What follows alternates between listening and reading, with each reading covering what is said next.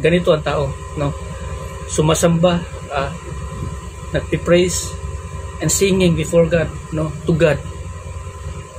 Sa loob ng simbahan, banal. Sa loob ng simbahan, they pray to God. Pero still, no, malayo pa rin yung puso nila sa Diyos. Lalapit lamang tayo sa Panginoon sa pamamagitan lamang ng ating mga labi. Pero yung puso natin malayo sa Panginoon. Anong maganda dito na magagawa ng isang tao? Binabaliwala natin ito, no? Itong isang bagay na ito, pinaka-importante sa lahat, ng ating Panginoong Jesucristo. Kung ipagpatuloy natin itong pagiging hypocrisy o hypocrites, baka pagdating ng araw, pagsisihan natin to. Kasi ang bunga nito, ma-realize natin pagdating ng araw, ating makukuha. No? Marami sa atin yan. Marami sa atin, no? Marami mga tao, no, dala-dala ng Biblia, pakitang tao lamang, para lamang makita sila na sila ay relihiyoso. Maraming mga tao, no, na nagpapakita na sila ay relihiyoso sa labas ng simbahan. Di asing palagi sabi nila, praise God, praise God.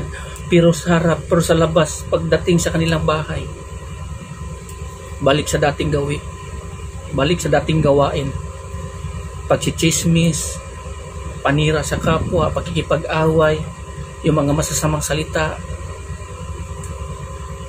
Ito ba yung mga bagay no na ino-offer natin sa Panginoon? Ito ba yung bagay no na kinalulugdan ng Panginoon?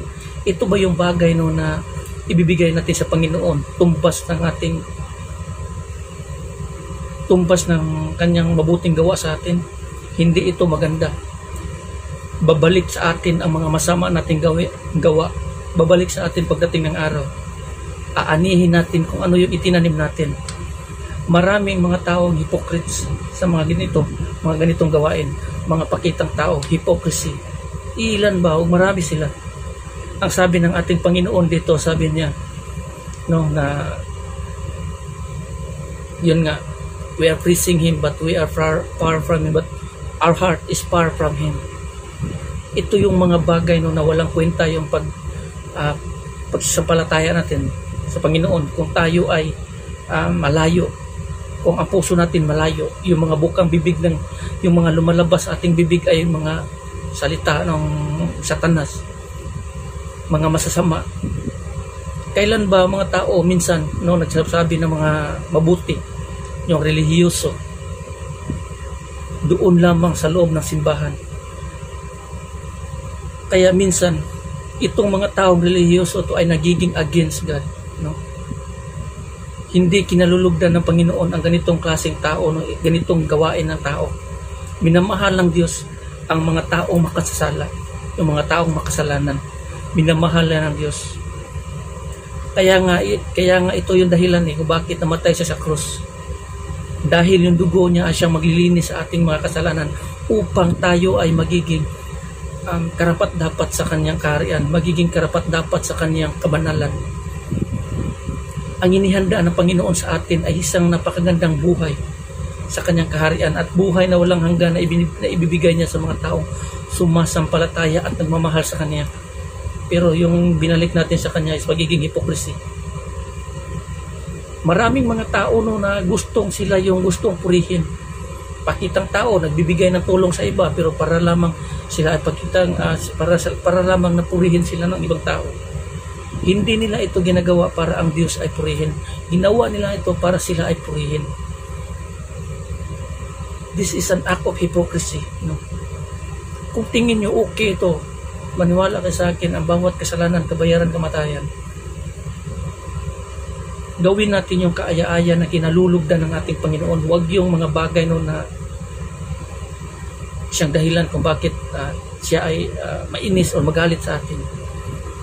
Kung itakwil niya tayo sa mga gawa natin na hindi natin pinagsisihan dahil yung mga bagay na iniisip natin tama ay mali pala sa Kanya.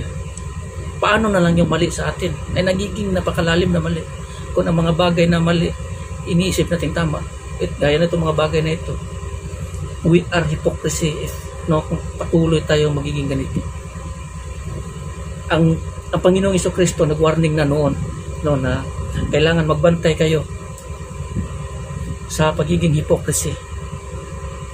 Yan yung paulit-ulit na sinabi ng ating Panginoong Jesucristo nito natin, na yung libidura ng hypocrisy, o pagiging hypocrisy na magagawain ng o ugali ng mga tao. So kailangan nating bantayan ito, kasi pagdating ng araw, kung ano man yung itinanim natin, kung ano man yung ginagawa natin, ay siya nating aanihin. Yun din yung aanihin natin, mabuti man o masama. Pagdating ng araw, ang salita ng Panginoong Jesucristo ay siyang ahatol sa atin pagdating ng araw, kung tayo ay mabuti or hindi, kung tayo ay karapat-dapat sa Kanya or hindi. Dito nga sa sulat ng Malakayas, ang sabi ng Panginoong Jesucristo, malalaman nyo ang kaibahan ng mga taong sumasampalataya sa akin at sa mga taong hindi. At sa mga taong hindi sumasampalataya. So, yan yung pagkakaiba pagdating ng araw. So hanggang dito na lang, maraming salamat and bless everyone.